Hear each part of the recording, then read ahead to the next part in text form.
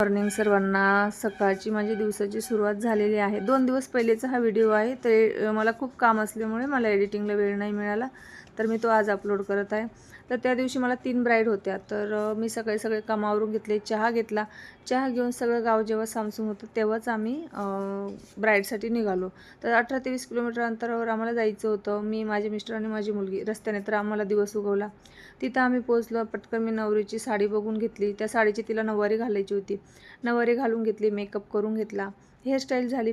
मग तिचं final touch-up करून घेतलं.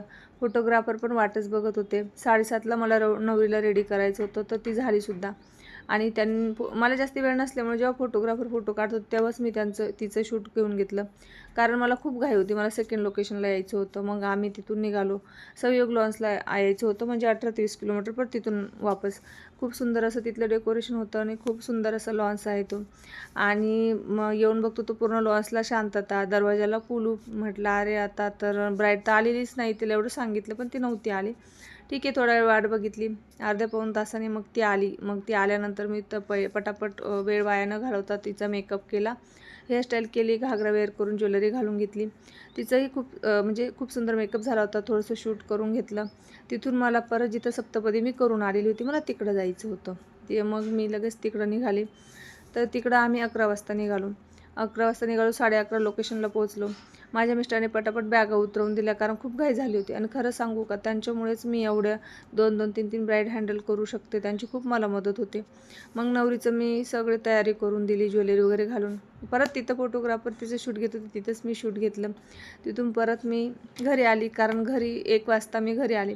घरी मला एक ब्राईड परत करायची होती.